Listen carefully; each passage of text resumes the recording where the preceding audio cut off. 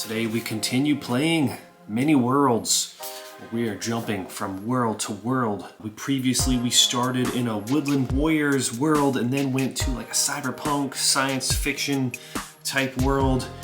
And now we are going to a Monster Hunter type world. But as you've seen, I have no problem pivoting from what the default is in this. Will we survive this next jump into another world? Let's play to find out.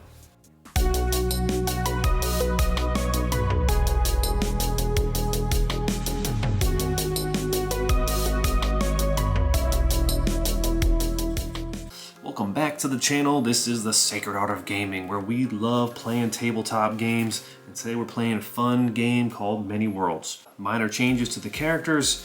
Qasim and Rowan still have one wound. They did pick up, hilariously in science fiction, gambling actually is a skill. So I'm sure John, while watching that, was laughing when I was like, gambling's a niche skill that none of my characters had from the world that they started in. But yes, it made sense that Rowan picked up gambling, Ellen picked up pilot, which I'll explain in hindsight, and engineering for Qasim, which makes complete sense.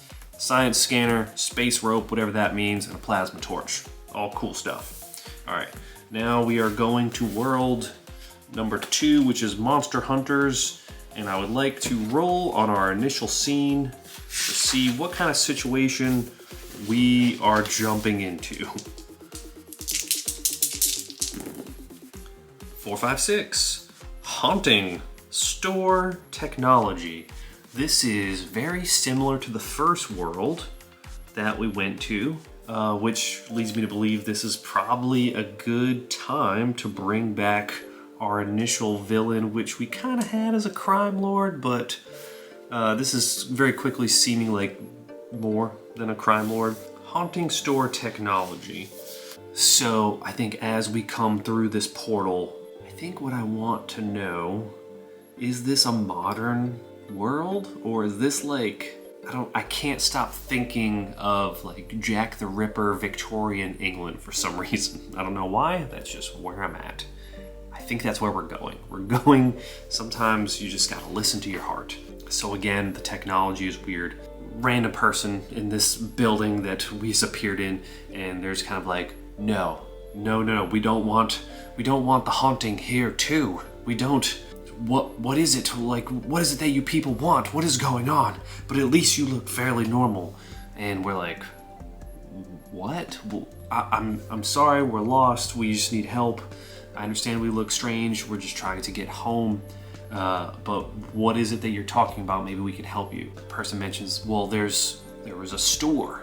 There's a store down the street, and this same exact thing happened, but this hideous vampire appeared and started attacking people.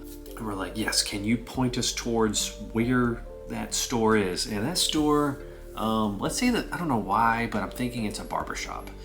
Yes, the store is down there, and it's a barbershop. Creature just massacred the people that were there. Qasim having monster lore is potentially going to be helpful here. Felt like a strange choice at the time, but now it's actually pretty good. Monster lore. 4 in a random event. So no, he does not know. It's fairly early in the session, so I think rolling a random event is absolutely fair. 6. New resources, gear found.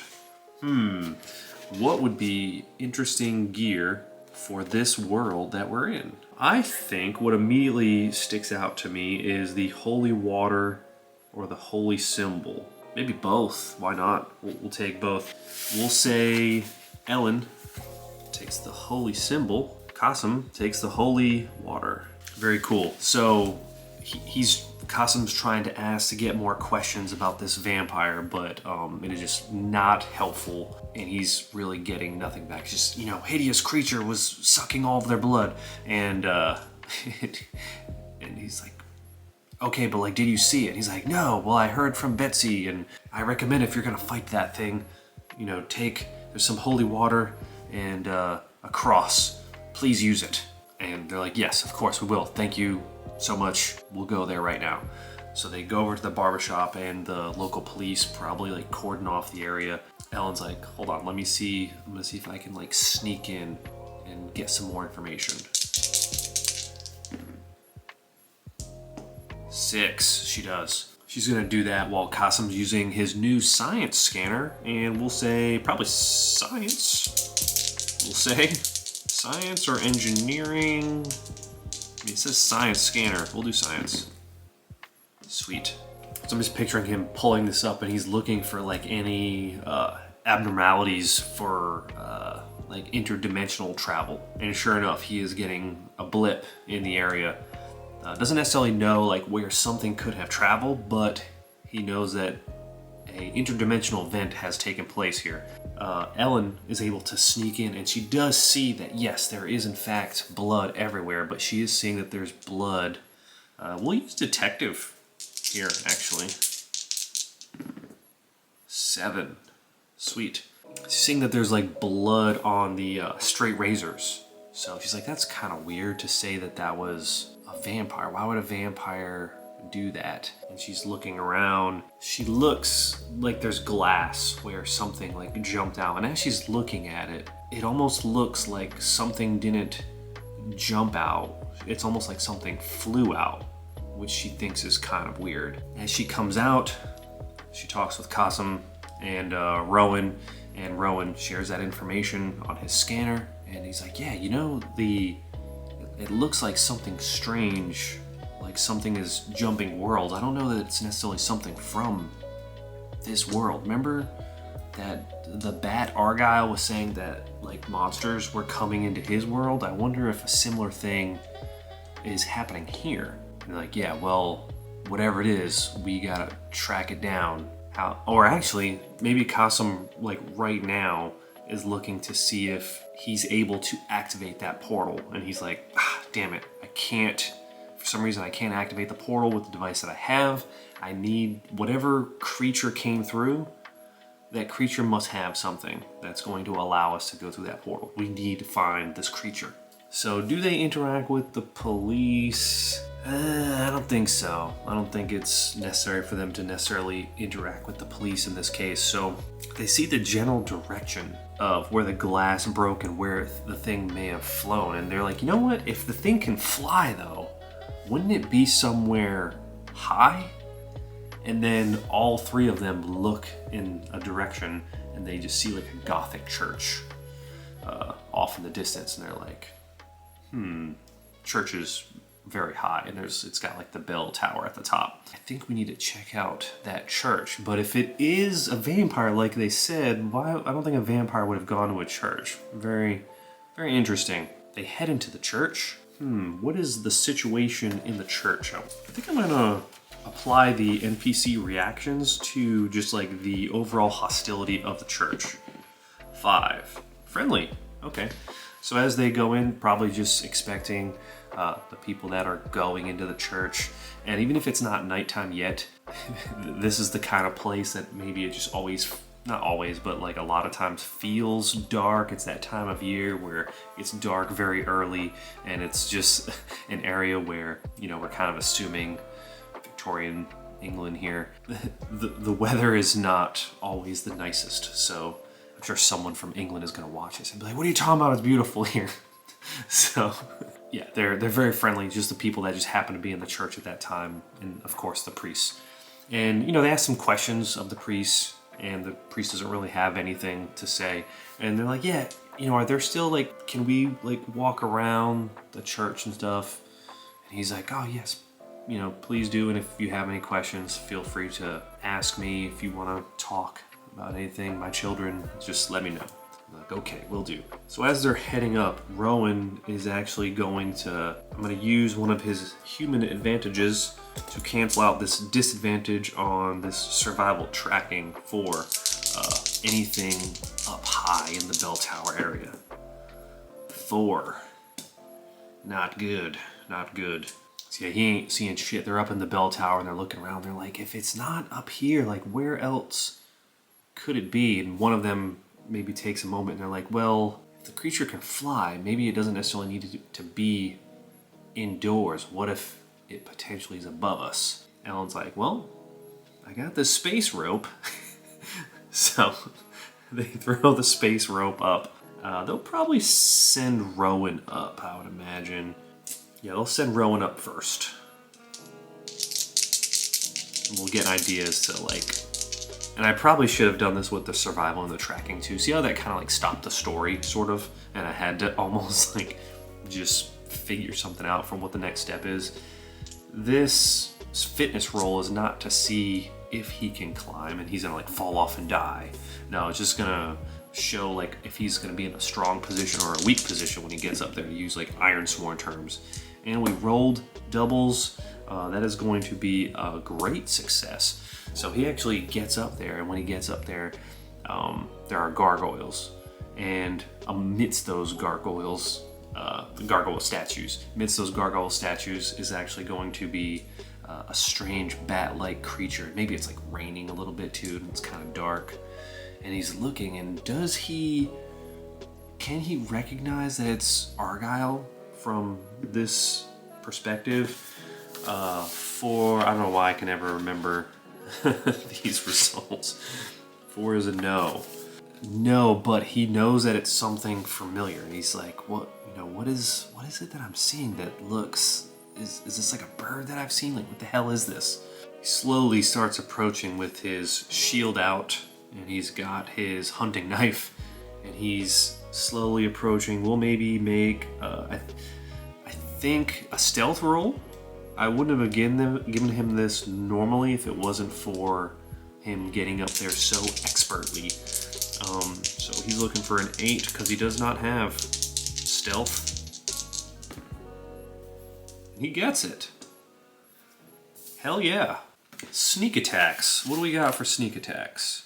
Not seeing anything for a sneak attack. So what I'm going to do is I'm just going to use like the superhero rules for that, which just bumps up the damage that's done respectively.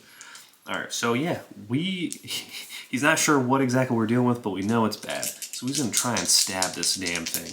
Maybe even as if it was a vampire. He's not gonna try and hit the heart from behind, but where the heart would be. Let's go attack. Does it make sense that he would have used his advantage? I think so in this. Okay, all right. So that is both of his advantages. I feel like that would have been silly to miss this. So that is an 8. So he's actually going to do 2 damage in this sneak attack to the bat. Argyle, which is our villain. And he's not going to be low level, he's not going to be mid level, high level, or legendary. We'll say he's high level. Should he be high level or mid level? I think he should be high. Because he's like our opposite. Yeah, and then the vampire here by comparison is also a 5. So yeah, 2 damage to Argyle, and they hear Argyle like let out this crazy bat screech, and there's like, oh my god, Rowan, are you okay? And they start trying to make their way up there. They're going to make an athletics roll to see if they can get up there fast enough to do something this turn, we'll say. Oh, doubles. Wow. So Ellen is able to. And Qasim. What? Double 6s? That is insane. That is insane. So Ellen gets up there. And with her bow and her quiver, she's gonna try for the first time. I think we're not doing the superpower rules anymore because it's not a sneak attack. So I think she's gonna use her advantage to shoot with the bow. That is gonna be a 9, which is good with the aim. So that is a 3rd hit, hell yeah. Qasim gets up there. He does not have magic, or he does not have a weapon of any kind. So what he's going to do in this moment, what is he going to do in this moment? He's going to use like his laptop, his tech, his science scanner, and he's going to try and triangulate the position of this creature because they don't want to lose them. They know that they're all now recognizing that it's Argyle. So he's going to use his computer to based off of like the dimensional energies that's on Argyle, that from traveling from world to world. He's trying to hone in on that, so this way they can track him and get ideas where he's going. He would use advantage on this. As a 6, we are good. I think I just used one of her advantages as well. So yeah, we're going through advantages pretty quick now that I'm remembering. So Argyle, what is Argyle gonna do? Was there anything for vampire that we can use? Bat form, which, yeah, sure, we're in. I mean, at this point, I feel like Argyle has taken 3 hits rapid fire. Argyle is probably just gonna try and escape. And I don't think he really needs to roll to escape. I think he's just gonna go while he still can. But we can chase him. And Argyle's just flapping off the edge of the church there, as they're just like on the sides of the roof of this church, this precarious position. And Argyle's like, you had to follow me. I needed to see my master. I had to leave my world because of what you did to me. I had a good thing going, having all those woodland creatures working for me. But the trick is, they weren't always like that. It's a curse. It's a curse that I shared with them, and luckily they don't remember it anymore. And I'm gonna curse many more along the way, and there's nothing you can do to stop me. Just wait until I find my master. And he flies down and through the city and away. So they don't get the device, but they did damage him quite a bit. But we're able to track him. So they need to get down, they need to start tracking him. We'll say computers to get ideas to like how quickly they can track him. That is a 9, which is a success, not an exceptional success. So I'd say in that amount of time, that does give Argyle time to heal 1. And I like the idea of them following Argyle to like this crypt area. And as they go in there, it's open, they sneak in. They're probably gonna try and be sneaky, all of them, so this will be a nice little group roll. We'll start with Ellen. With the 7, she is good. Rowan doesn't have any advantages left or sneaking. But he gets it. He gets an exceptional result, so we're good. We can roll for costume just in case. 7, that would have been 1 short, but majority of them got it. So yeah, they're able to sneak in, and when they sneak in, they actually hear Argyle talking to someone. When they hear him talking to someone, they're looking, and it looks like he's talking to someone in a coffin. And in that coffin is, they can only assume, an actual vampire. And they're sneaking. They do have advantage. Is Rowan gonna attempt another sneak attack? I think so. But I think in this case, he's gonna try and sneak attack the vampire. That's what it looks like. I mean, it feels pretty clear given the circumstances, but they were talking about a vampire. They're like, you know what? I think this is a vampire. So he's gonna go ahead and try and attack with the hunting knife. And that is a 9. That is a success. 2 hits on the vampire. As we saw, vampires do have 5 HP. And he just stabs into the vampire, and Argyle's like, no, my master. And they're just like, whoa, what? Master? So stealth has blown, but that did give us the ability to go first. So we'll go ahead and roll to see who goes next. 5. The NPCs are gonna go. Okay, so he's actually gonna try and get them to do their bidding. Magic versus personality. So he's gonna immediately make a suggestion to Rowan because he's clearly the biggest threat right now. So that is his magics, which is a 5, which he exactly gets a 5. I should have used the red for that. And now Rowan has to roll personality, which he does not have, so he needs an 8.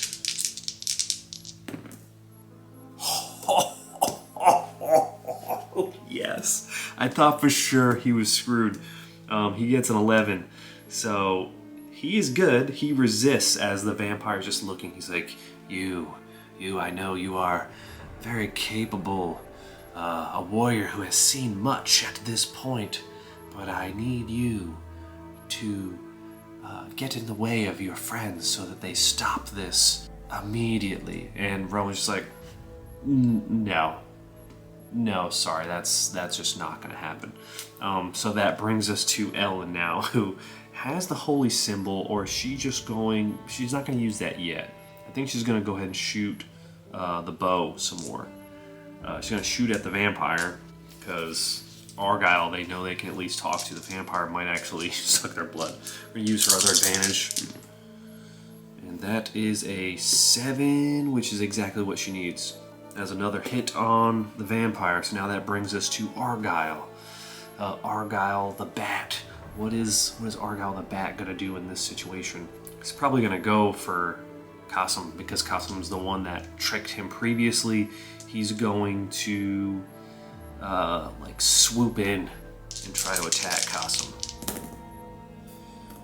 And that he does. So Qasim takes another hit as Argyle the Bat just comes in, and then with his claws on his legs, not his hands, which he technically has, the little guys, and just kind of swipes at him. As Qasim's like, he still has like a computer out and he's still trying to like scan to get ideas like, where is the device? The device is in here. Is it on Argyle? It's hard to say. Everything's so close. So that was Ellen, Qasim, the vampire went. So that brings us back to Rowan. Is Rowan going to potentially finish off this damn vampire? I feel like we're focusing on the vampire. I think that is wise. Hit him with the damn knife. Let's go. 7.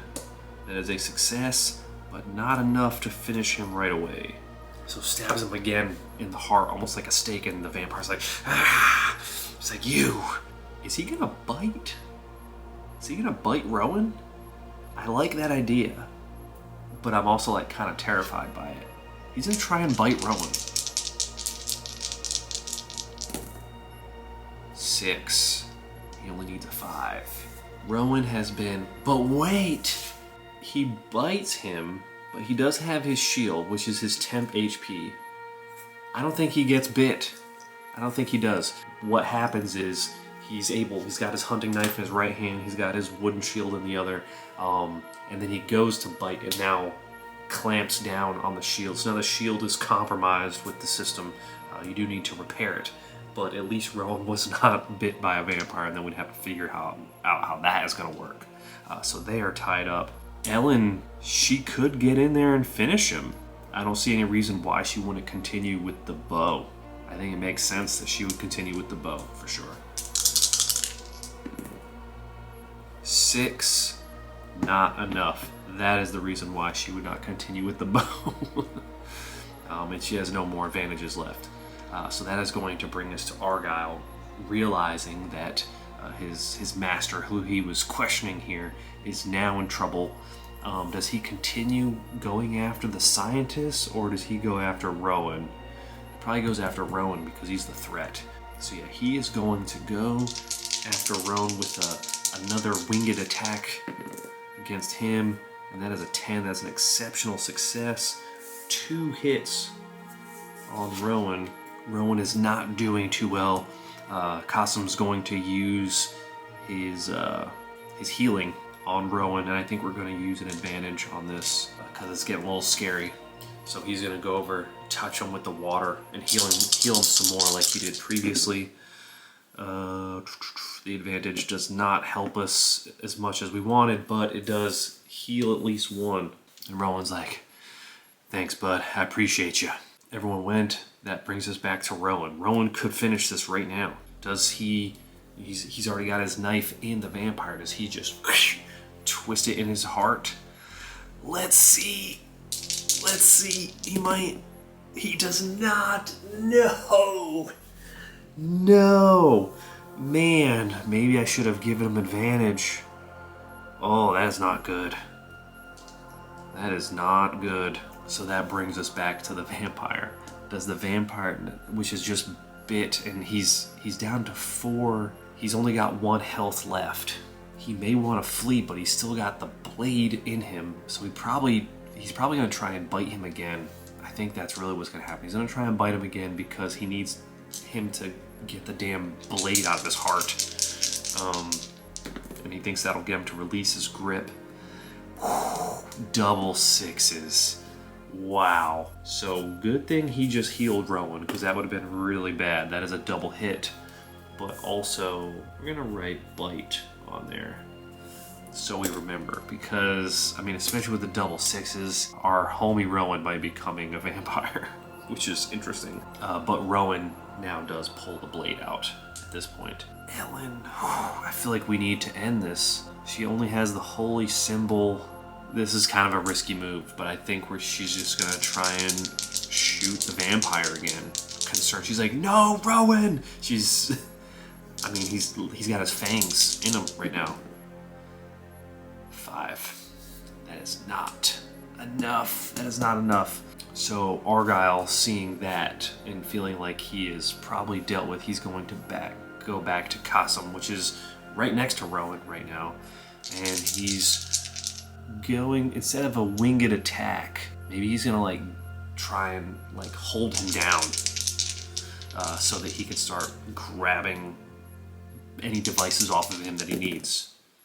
And that is a 7. That is a success. So now Qasim is on the ground, which sucks for him because it's his turn. How would he deal with this situation? He really doesn't have anything to defend himself, but he does have a multi-tool. So I think he's going to try and get up, and he's going to use that multi-tool to stab at Argyle. Yeah, let's see how that goes. It's an attack. Do we use our last advantage? Unless I forgot one. We'll use it because he does not have attack. That is a 10. That is an exceptional success with the multi-tool that he just stabs into Argyle. Argyle, as he's like frantically reaching through all of Qasim's belongings on him. He is now also on the verge of death. And that brings us to Rowan, who currently has a vampire biting him. Would Rowan continue to fight, or would he try and get away? I feel like he would fight. We're all out of advantages. Let's see, he took it out of his heart, but is he just gonna plunge it back in, or plunge it into his head maybe, as he's biting into him? Maybe he's kind of tries to do that. Is he able to pull that off? The 3 rolled off of, I don't know if you saw it on camera, but we have a 3 and a 3, which is a 6, which is enough to knock out the vampire master. Argyle being 1 away, he is probably, which technically would be the vampire's turn next, and then Ellen, she's gonna use her thievery. Qasim's gonna be like, quick, get the device on him. The device, it's in, because he wears like a robe or whatever. He's like, check his cloak. So we'll do thievery to see if she can kind of like pickpocket it off of him really quickly. That is a 7, which is good. So she's able to grab it. Qasim just kind of kicks Argyle off, and they just go their separate ways because Argyle is on the verge of death, as well as Rowan. There's like, we gotta get the hell out of here. We're like bleeding. Is the place that we're in worse than the place that we're going? That we do not know. We don't really have time to rest though and figure that out. So they're just going to go directly to the store after they're running with Argyle and an actual vampire. Rowan is bit. They go to the store. They see the person that they saw initially on their way there, and they're just like, I think we took care of your problem. We got it. Thank you for everything. And they go into the portal and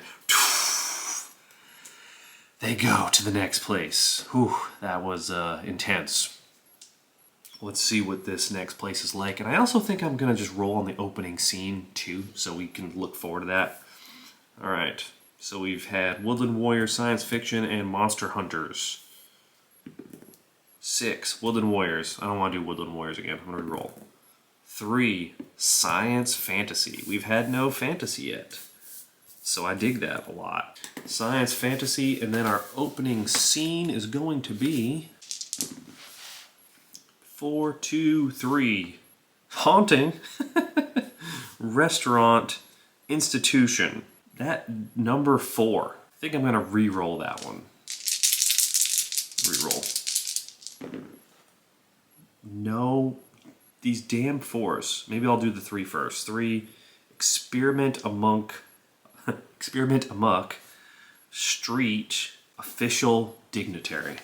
All right, solid, very interesting, especially for science fantasy. Hell yeah.